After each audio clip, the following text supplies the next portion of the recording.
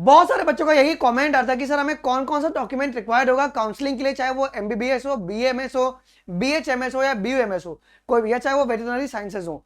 ये सारे डॉक्यूमेंट्स आप लोग अभी बना के रखवा लीजिए, बिकॉज ये डॉक्यूमेंट्स अगर तुम आगे जाके रिजल्ट के बाद अगर बनाने की कोशिश करोगे तो टाइम भी बहुत लगेगा और पैसा भी बहुत ज्यादा लगेगा, और ये आपके बहुत इंपॉर्टेंट और मैंडेटरी डॉक्यूमेंट्स आपके होते हैं काउंसलिंग के समय। और ये डॉक्यूमेंट जितना जल्दी हो सके आप लोग बनवा लीजिए, क्योंकि बाद में क्यूटी कंडीशन आपका क्रिएट नहीं होना चाहिए। इस वीडियो को आप लोग एंड तक जरूर से देखना, वो सारी डॉक्यूमेंट जो की रिक्वायर्ड होती है काउंसलिंग में, और कौन कौन सी चीज हमें करनी है, कौन सी चीज नहीं करनी है, काउंसलिंग का डेट क्या होगा, इन सभी की जानकारी मैं आपको इस वीडियो में भी देने वाला हूं। इस वीडियो को आप लोग एंड तक जरूर से देखना। So without wasting any further time, आइए हम लोग हमारे इस वीडियो को बच्चों शुरू करते हैं। यार अगर तुम देखो तो यहाँ पे लिस्ट ऑफ डॉक्यूमेंट्स बच्चों यहाँ पे दी गई है। सबसे पहला जो डॉक्यूमेंट है वो है तुम्हारा क्लास 10th का सर्टिफिकेट और मार्कशीट, और उसी के साथ साथ क्लास 12th का सर्टिफिकेट और मार्कशीट। अब देखो बहुत सारे बच्चों का क्या होता है ना, क्लास 10 में फादर नेम या क्लास 12th का जो फादर नेम है वो गलत रहता है, मदर नेम गलत रहता है। उस केस में तुम क्या कर सकते हो, अगर तुम सीबीएसई बोर्ड से हो या तुम स्टेट बोर्ड से हो, अपने कंसर्न बोर्ड को है ना, तुम वहां पे उनके ऑफिस में जाके इस को कंप्लेन को रेज कर सकते हो और उसके करेक्शन के लिए आप बता सकते हो। ठीक है, तो वो आपको एक डेडलाइन दे देंगे कि 1 महीना लगेगा या 2 महीना लगेगा। आप इसी के साथ साथ ना एक एफिडेविट बनवा लिया करो। एफिडेविट में ये मेंशन करवा दिया करो कि यार हमने ऑलरेडी इसके करेक्शन के लिए अप्लाई करवा दिया है, कंसर्न टीम ने हमको बोला है कि इतना समय लगने वाला है, और वो आपके बर्थ सर्टिफिकेट में जो नाम था आपके पिताजी का या आपका या आपकी माताजी का वो एफिडेविट में छपा रहेगा, सो दैट कि जो भी इशू रहेगा ना आपके नाम को लेकर वो रिजॉल्व हो जाएगा। बहुत सारे बच्चों का यही रहता है। अब बहुत सारे बच्चे ये कह रहे हैं कि सर हम नीट में भी ना हमारे नाम में गड़बड़ी हो गया है, करेक्शन विंडो खुला है बट हम नाम चेंज नहीं कर पाए। उस केस में क्या करना है, देखो तुम एनटीए को मेल लिख लो, और तुम इसके लिए भी एक एफिडेविट बना के रख लेना कि ये तुम्हारी गलती थी जिसको तुमने रिजॉल्व नहीं किया, कि जब काउंसलिंग शुरू होगा तो तुम आपको उसको अटैच कर पाओ जी। ठीक है, ये ध्यान रखना। इसके साथ साथ आपको नीट का एडमिट कार्ड भी लगेगा बच्चों। एडमिट कार्ड कौन सा, जो भी तुम्हारा एडमिट कार्ड जो आपको सेंटर जहां पे अलॉट हुआ था, तो आपको 2 मई को जो आपका एडमिट कार्ड आया था ना, उसका आपको कॉपीज रखना अपने पास ध्यान से जी। साथ साथ में नीट का कंफर्मेशन फॉर्म कौन सा, जब आपने एप्लीकेशन फॉर्म भरा था, जो पेमेंट रिसिप्ट का जो पूरा जो फॉर्म मिला था ना 3 पेज का, वो भी आपको साथ में रखना है। ठीक है, जब रिजल्ट आ जाएगा सो नीट 24 का जो आपका स्कोर कार्ड है ये भी आपको रखना पड़ेगा। बिना स्कोर कार्ड के तो भाई काउंसलिंग में तुम पार्टिसिपेट कैसे करोगे। सो एनटीए की जगह से तुम 3 चीज को डाउनलोड कर लो, बिकॉज जैसे एडमिट कार्ड रिलीज होगा ना तो ये जो कंफर्मेशन फॉर्म वाला जो विंडो है ना वो क्लोज हो जाता है जी। तो आप लोग आज ही जाके इसको डाउनलोड करके रखना, इसके 2-3 कॉपीज आप लोग निकलवा के रख लो। तो क्या क्या आपको करना है, एडमिट कार्ड, कंफर्मेशन फॉर्म, आपको एडमिट स्कोर कार्ड जो कि आपको बाद में मिलेगा। इसके बाद आपका आता है बहुत इंपॉर्टेंट है कैटेगरी सर्टिफिकेट।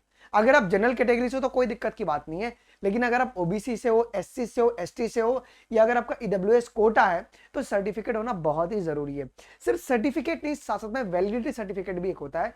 जैसे कि जब ऑल इंडिया काउंसलिंग में तुम जाते हो या स्टेट काउंसलिंग में जाते हो तो हर एक का, ओबीसी वालों का, एससी एसटी वालों का एक अलग सा वैलिडिटी सर्टिफिकेट होता है। अगर वो एक्सपायर हो जाता है तो उसको रिन्यू करवा के ले लेना। ऐसा ना हो कि काउंसलिंग के समय तुम रिन्यू करवाने जा रहे हो, रिन्यूअल में एटलीस्ट 1 हफ्ता आपका लगता है बच्चों। ठीक है, तो ये भी आप लोग देख लेंगे, अगर आप बिलोंग कर रहे हो तो रिन्यू करवा के रखना। इसके बाद आपको 8 पासपोर्ट साइज फोटोग्राफ रखना है बच्चों। कितने? 8। ये फोटो कौन सा होगा, ये वही फोटो होगा जो आपने एप्लीकेशन फॉर्म में दिया हुआ है। अलग फोटो यूज मत करना वरना वो कंफ्यूजन होता है काउंसलिंग के समय, तो याद रखना। तो आप लोग 8 से 10 आप लोग फोटोग्राफ जो है पासपोर्ट साइज का वो निकलवा के रख लो। पोस्ट कार्ड साइज में अपने को फोटोग्राफ नहीं लगेंगे। ठीक है, चलो जी। आपको प्रूफ ऑफ आइडेंटिटी में बच्चों आधार कार्ड, पैन कार्ड या पासपोर्ट जो कि सभी के पास है, कोई टेंशन की बात नहीं है। फिर टीसी और माइग्रेशन सर्टिफिकेट, जब आपने क्लास 12th पास किया होगा आपकी स्कूल आपको टीसी या माइग्रेशन सर्टिफिकेट दी होगी। बोनाफाइड अलग है, वो कैरेक्टर सर्टिफिकेट में आता है बोनाफाइड। ठीक है, ये अलग होता है माइग्रेशन की, भाई आप यहाँ से 12th पास कर चुके हो। अब बहुत सारे बच्चे बीएससी कर रहे हैं और उनका स्कोर अगर 600-400 आ रहा है, अगर आपको बीएमएस एमबीबीएस एडमिशन लेना है तुम उस कॉलेज में जाओ और अपने एडमिशन को तुम अभी ही कैंसिल करा लो, या बाद में अगर तुम जून में करवाओगे तो कोई दिक्कत की बात नहीं। बट यार अगर तुमको कॉन्फिडेंट हो गया ठीक है कि मेरे को एडमिशन हो जाएगा तो मैं एडमिशन कैंसिल करा लो और अपनी टीसी और माइग्रेशन सर्टिफिकेट निकलवा लो, कि बाद में कंफ्यूजन बिल्कुल भी क्रिएट ना हो यार। इसी के साथ साथ आपको बच्चों गैप सर्टिफिकेट भी रिक्वायर्ड होगा। गैप या इसी को अपन ड्रॉप सर्टिफिकेट भी कहते हैं। ये कहां पर बनता है, तो नियरेस्ट तुम्हारे तहसील ऑफिस में बन जाएगा या तुम कोर्ट में जाके बनवा सकते हो। गैप सर्टिफिकेट का मतलब होता है कि तुमने 2 साल क्यों आपने मतलब कोई भी पढ़ाई नहीं की है, जैसे कोई अपनी यूनिवर्सिटी से एफिलिएटेड क्यों नहीं थे, तो आप ये बोल सकते हो कि मैं ऑलरेडी नीट जैसे एग्जाम के लिए प्रिपेयर करता, इसके लिए मैंने स्टडी ब्रेक लेके मैं इसी की तैयारी कर रहा था। तो वो एफिडेविट की तरह होता है, तुम्हारा गैप सर्टिफिकेट है, ओके, ऐसा कोई अलग नहीं होता है। इसके बाद तुम्हारे पास इक्विवेलेंट सर्टिफिकेट से तेलंगाना वाले बच्चों को लगता है जी, और हेल्थ सर्टिफिकेट भी रिक्वायर्ड होता है काउंसलिंग में जी। तो ये तुमको जो हेल्थ सर्टिफिकेट का जो परफॉर्मा है ना, जब हमारे एमसीसी काउंसलिंग शुरू होगी या स्टेट काउंसलिंग शुरू होगी, तो उनके इन्फॉर्मेशन वाउचर में इसका कॉपी दिया हुआ रहता है, तो आपको सबसे बनवाना है यार, ठीक है। आ जाओ जी, ये कुछ ही स्टेट में से महाराष्ट्र में रिक्वायर्ड है, यूपी में रिक्वायर्ड है, बिहार में रिक्वायर्ड है हेल्थ सर्टिफिकेट, ठीक है। इसी के साथ डोमिसाइल सर्टिफिकेट, डोमिसाइल सर्टिफिकेट उनको लगता है जो स्टेट कोटा से अप्लाई करते हैं 85% कि तुम उस स्टेट के रेसिडेंट हो, है ना। जैसे महाराष्ट्र का डोमिसाइल सर्टिफिकेट है, तो डोमिसाइल सर्टिफिकेट बनाने में 15 से 20 दिन लगता है। तो अगर आपको 85% कोटा से अगर एडमिशन लेना है, प्लीज जाके सबसे पहले डोमिसाइल सर्टिफिकेट बना लो, ये बहुत ज्यादा आपके लिए इंपॉर्टेंट है जी, ठीक है। तो ये 13 डॉक्यूमेंट तुम लिस्ट आउट करके रख लो, इसके बाद तुम कंफ्यूज मत होना। अब सर काउंसलिंग कब शुरू होगा, देखो आपका 14 जून को रिजल्ट आएगा और जुलाई के फर्स्ट वीक में आपकी काउंसलिंग शुरू हो जाएगी बच्चों, ये आपका डेडलाइन होता है।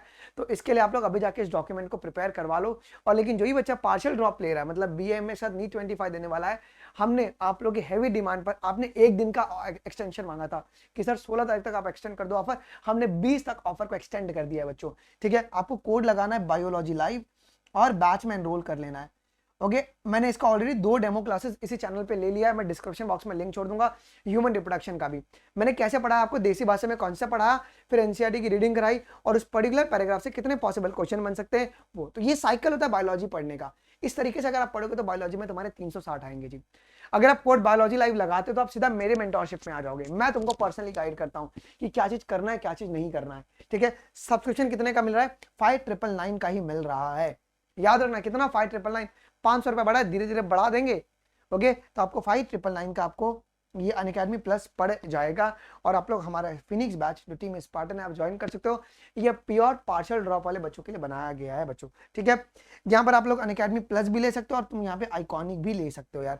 प्लस में तुम्हारे पास कितना प्राइस है, 5999, और आइकॉनिक में फीचर है तुम्हारे पास नीट यूजी एश्योर का, मतलब अगर किसी कारणों से अगर तुम्हारा सिलेक्शन नहीं होता है तो we will give you a 1 year subscription free of cost, ठीक है। आपको प्रिंटेड नोट्स मिलते हैं, आपको सारी ऑफलाइन बैचेस का एक्सेस मिलेगा और मेंटोरशिप सेशन भी आपको मिलेगा, ठीक है। जरूर से आप लोग आज सब्सक्रिप्शन ले लीजिएगा by using code biology live, और अनमोल शर्मा 12385@gmail.com पर आप लोग स्क्रीनशॉट शेयर कर दोगे सो दैट कि आपको मैं मेरे मेंटोरशिप ग्रुप में ऐड कर पाऊं और हमारी जूम कॉल जब होती है तो उसमें आपसे बात कर पाऊं, ठीक है। आई होप कि वीडियो इन्फॉर्मेटिव लगा हो, कुछ भी दिक्कत हो do let us in the comment section. अभी के लिए बस इतना ही, थैंक यू, जय हिंद, बाय बाय।